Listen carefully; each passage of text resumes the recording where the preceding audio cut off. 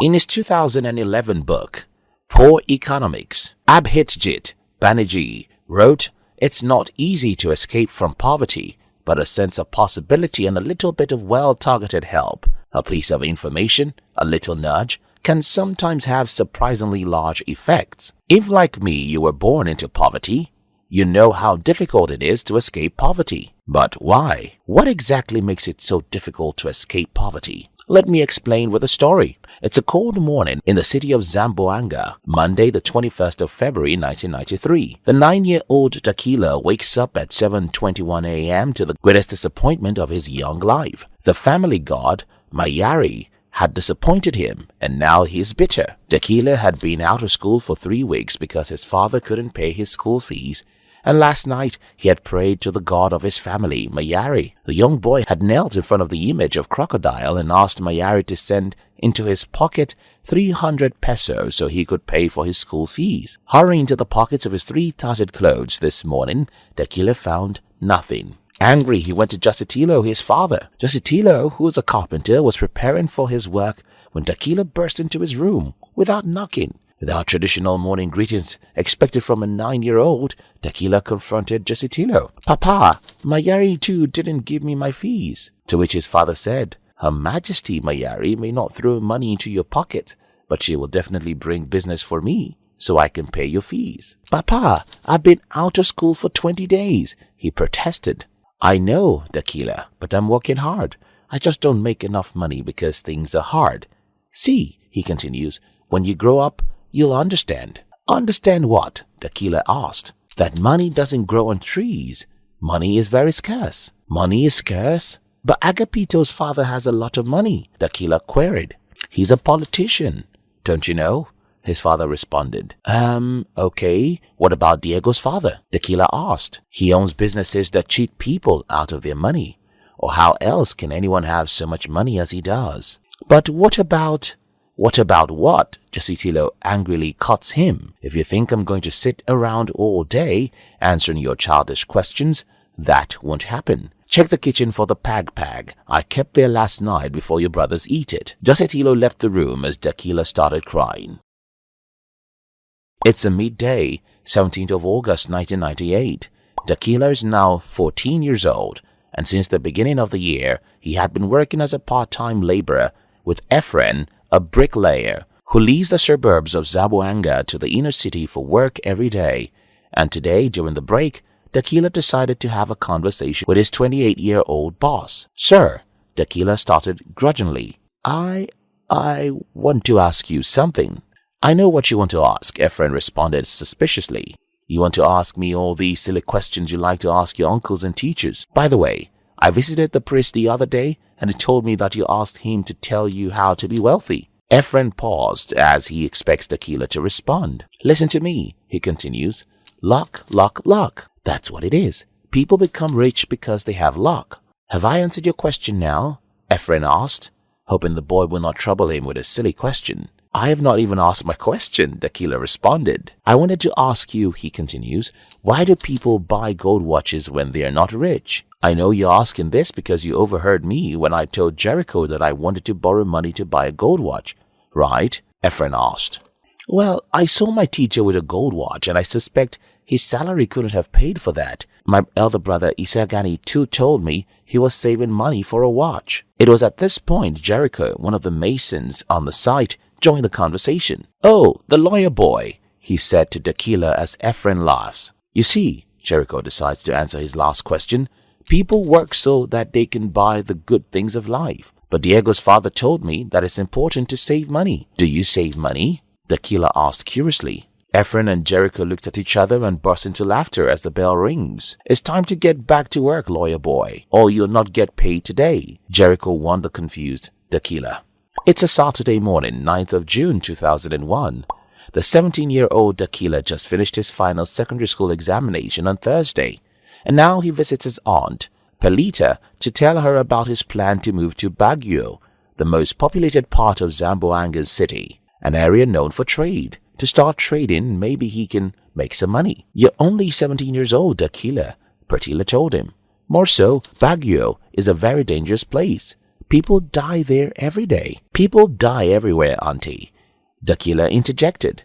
See, your father had told me everything about you. He said you're stubborn and don't listen to advice. Pratila angrily told him. Now, let me tell you something. Pratila continues. I am 76 years old. I have seen so much in my lifetime. A lot of people I know have started businesses and lost everything. One of my friends, Mahalia, left home at 23 to start trading in Dumaguete City and was killed by a gang. Why don't you stay back with your family and continue your mason work? Pelita asked. I want a better life, Auntie, and I want to seek opportunities in Baguio. Dakila responded. Is average life with some breath and life not better than a good life in the grave? Pelita asked as she was tired of Dakila's ignorance. As Dakila left his aunt's house, he found a tree by the side of the road and sat there to ruminate. Sad and depressed, Dakila started thinking about his entire life. Before his mother died when he was 7, he remembered her telling him how sugar should be carefully managed because money is too scarce to buy things. He remembered how his father daily blamed the politicians for his poverty and always told him money doesn't grow on trees. Unlike him, who saves 40% of the money he made from his part-time job as Diego's father advised him, all his 3 brothers, Isagani, Yuan and Lester, spent their money on gold watches, shoes and television sets. One of his uncles had once told him that every rich person is going to hellfire after they died. His school teacher had told him that the rich steal from everyone else, and his boss had told him that it takes luck, and more luck to become wealthy. Even the priest told him that it's better to seek heaven than to be rich. Now that he wants to step out and try his luck at life, everyone told him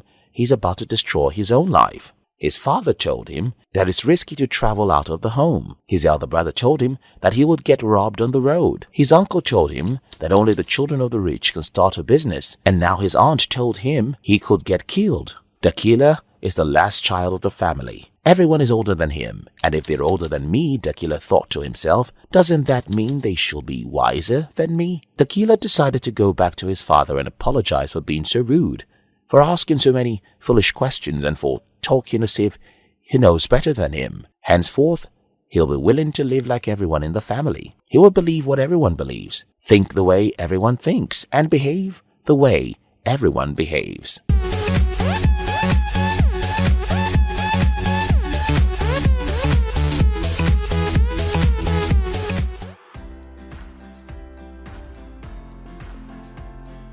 In his 1998 book, Banker to the Poor, Muhammad Yunus wrote, and I quote, "When we want to help the poor, we usually offer them charity. Most often, we use charity to avoid recognizing the problem and finding the solution for it. But charity is no solution to poverty. If people can escape poverty simply by having money thrown at them, poverty would have been so easy to defeat. But more than money, one major obstacle in the way of escaping poverty is the culture poor people often inherit from their immediate environment." Who taught you how to do this stuff? You, all right? I learned it by watching you. Like Dakila in my story, most people who grew up in poverty have fathers who taught them that money is scarce, the rich are thieves, and the government is responsible for their woes. Their uncles taught them how to spend the money they don't have. Their mothers always cautioned them to avoid risks. Their siblings and teachers pass on to them ideas and belief systems that make them unable to break the yoke of poverty. And most importantly, their community breaks their self-esteem. To understand how this works, I'd like to refer you to the extensive work of the 20th century German-American developmental psychologist and psychoanalyst Erich Homburger Erickson. For this section, I'll be referring to 4 of Erik Erikson's books, Childhood and Society, Insight and Responsibility, Identity, Youth and Crisis, and Young Man Luther. Beginning with his 1950 book, Childhood and Society, Erik Erikson extensively wrote about how our childhood experiences affects the rest of our lives. He proposed 8 stages of psychosocial development and how they affect the rest of our life. For example, if children are encouraged to make and do things and they are praised for their accomplishments, they begin to demonstrate industry by being diligent, persevering at tasks until completed, and putting work before pleasure. But if instead adults discourage the pursuit of independent activities the way they did for Dakila in my story, or dismiss them as silly and bothersome, children develop guilt exactly the way Dakila developed guilt. They start thinking that they were wrong and everyone else is right. They start thinking that truly, as their parents or siblings said, the world is dangerous, money is scarce, and the rich are thieves. From this point on, they start hoping for luck, or worse, accept poverty. I knew just from looking at my parents and how they scrimped and saved every single penny that must have been important. That's what I'm trying to teach my family. If parents, immediate family, and community show children good examples about how to save money, the need to be entrepreneurial, how to believe in themselves, and most importantly, how to take responsibility for their lives, these young lives are more likely to grow up to be successful adults. Believe me, if your father tells you every day since you were born that money is scarce, it's too difficult to believe in yourself that you can be rich as an adult. Money is scarce, money is scarce, money is scarce, money is scarce, money is scarce. In his 1968 book, Identity, Youth, and Crisis, Erik Erikson wrote, "Doubt is the brother of shame." In his 1964 book, Insight and Responsibility, he wrote, "Hope is both the earliest and the most indispensable virtue inherent in the state of being alive." And in his 1958 book, Young Man Luther, Erik Erikson wrote, "The most deadly of all possible sins is the mutilation of a child's spirit." And that's it. The reason why most poor people find it difficult to escape poverty is that the environment where they grew up had mutilated their spirit and their faith in themselves. I remember my father always telling me that money is scarce, politicians have stolen all the money, etc. I remember my elder brother asking me, "Why do you think you can get capital to start a business when our parents are poor?" I remember my mother crying because I decided to get out and pursue my dreams. If you're poor, I know what your childhood was like. And here's my advice for you. Stop focusing on money because your problem is not the lack of money. Focus on your mind because that's what the culture you grew up in had destroyed. Think about lies your parents and siblings made you believe about money and how you can change that. Focus on habits and ways of life you learned from poor people that raised you and how to imbibe new wealth-producing habits.